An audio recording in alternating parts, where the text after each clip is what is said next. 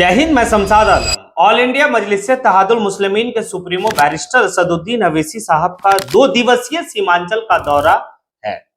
आज इसी के बारे में बात करेंगे और विस्तार रूप से बात करेंगे। आखिर वो 2 दिन कौन सा दिन है जिस दिन बैरिस्टर असदुद्दीन अवैसी साहब सीमांचल के दौरे पर आएंगे।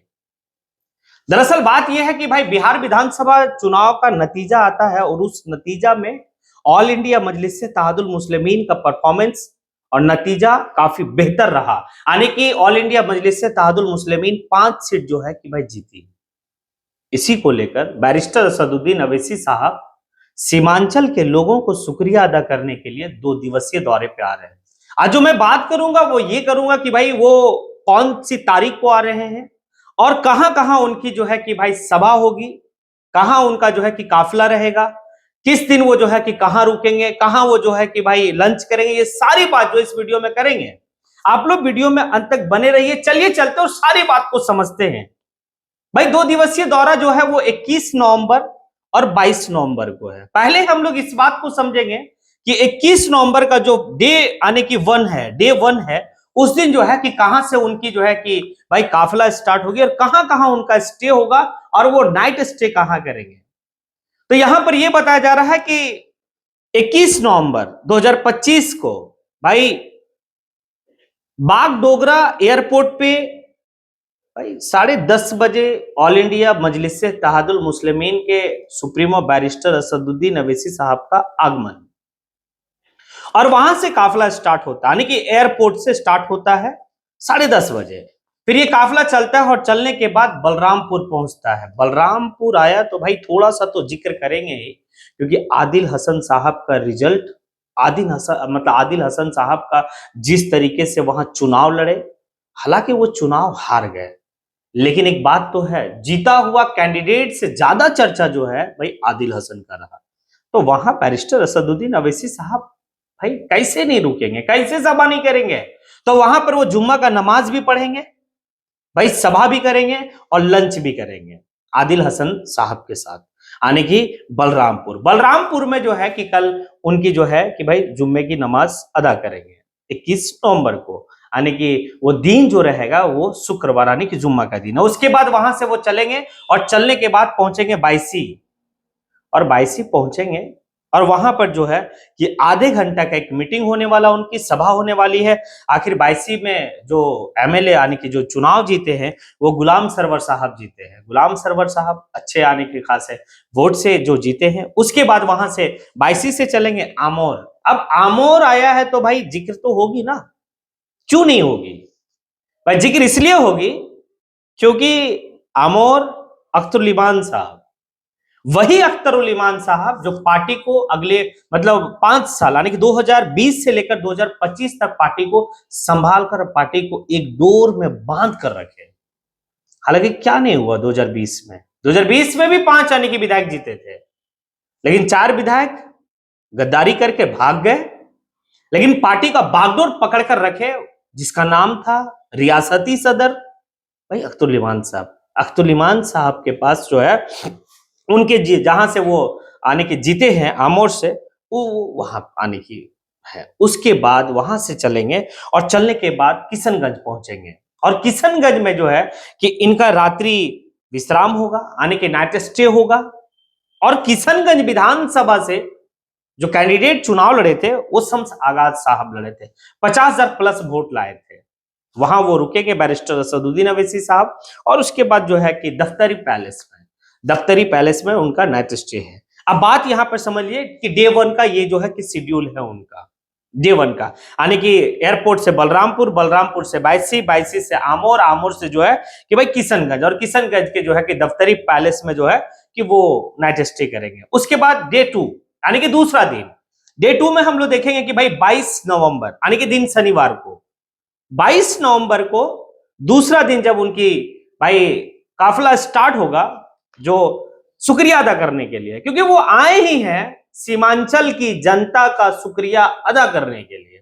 क्योंकि सीमांचल की जनता जितना और जिस तरीके से जो है कि ऑल इंडिया मजलिस तहादुल मुस्लिमीन के कैंडिडेट के ऊपर भाई भरोसा किया है, ये तारीफे काबिल है उस क्षेत्र के आने के लोगों का।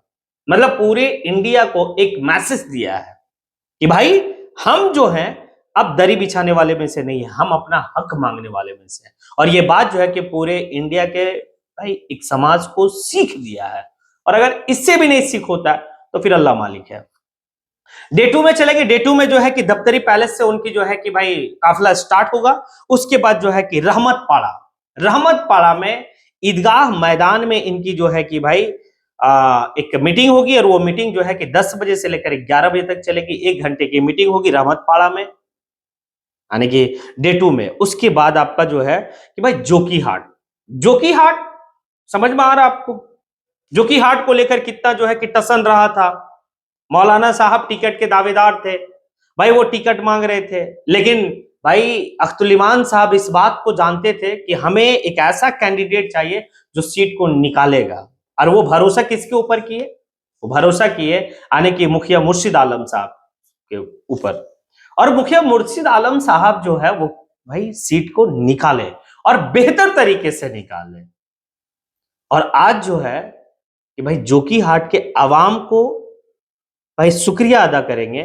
और 11:30 बजे से 12:30 बजे तक, उसके बाद जो है कि 1 बजे तक वहां पर वो है।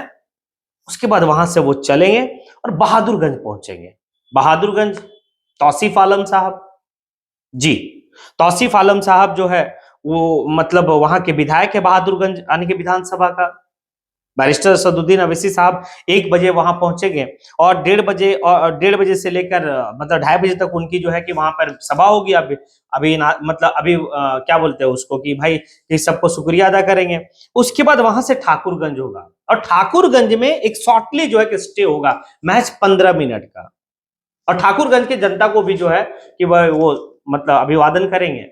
उसके बाद वो अंत में जो है कि भाई बागडोगरा एयरपोर्ट पे वो पहुंचेंगे और वहां से फिर जो है कि रिटर्न हैदराबाद वो चले जाएंगे। अब इसका मायने थोड़ा सा हम लोग और समझते हैं। मायने ये समझते हैं कि बैरिस्टर असदुद्दीन अवैसी साहब शुक्रिया अदा करने के लिए आए।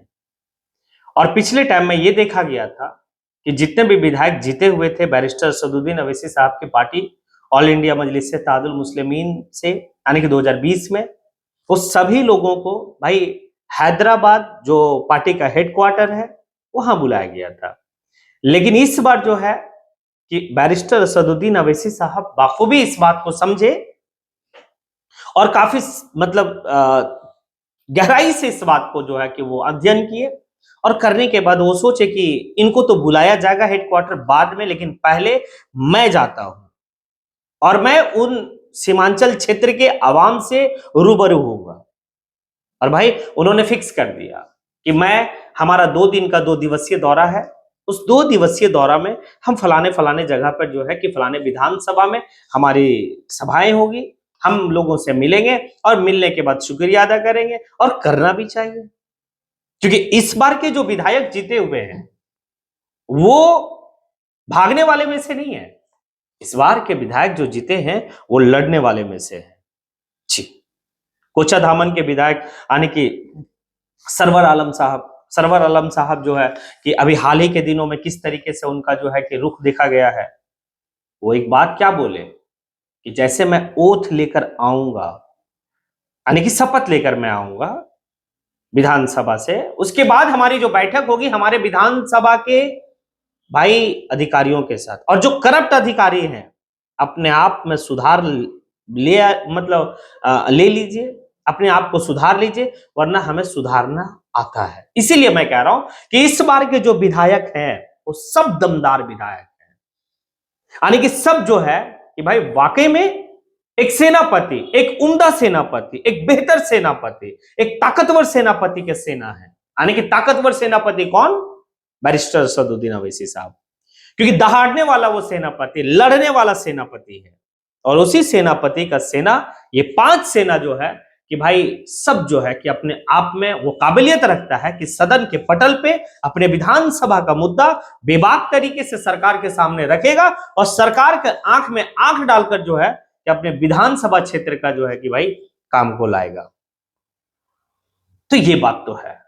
इस बात को बैरिस्टर असदुद्दीन अवैसी साहब समझे, इसीलिए वो 2 दिवसीय दौरे पर जो है सीमांचल आए। अब आप लोगों से सवाल है, क्या ये जो किया गया या जिस तरीके से बैरिस्टर असदुद्दीन अवैसी साहब सोचे कि हां हमें सीमांचल चलना चाहिए, वो 5 विधायक को अभी हम अपने पार्टी के हेडक्वार्टर ना बुलाकर हम खुद चले, क्या बेहतर सोच है या बेहतर किए, शुक्रिया अदा करने के लिए आ रहे हैं या फिर और कुछ है? आप लोगों को जैसा भी लगता है, देखिए आप लोगों से बार बार एक बात हम कहते हैं, भाई कमेंट जरूर करना। ये कमेंट बॉक्स में आके जब आप कमेंट करते हैं ना, अच्छा लगता है आपके कमेंट पढ़ने के बाद। कोई जो है कि उत्तर प्रदेश से है, तो कोई जो है कि भाई बिहार से, कोई झारखंड से, कोई बंगाल से कमेंट कर रहे हैं, अच्छा लगता है। आपका कमेंट हमारी ऊर्जा है जी। इसी के साथ मैं अपनी बात को यहीं पे समेटता हूं। जय हिंद।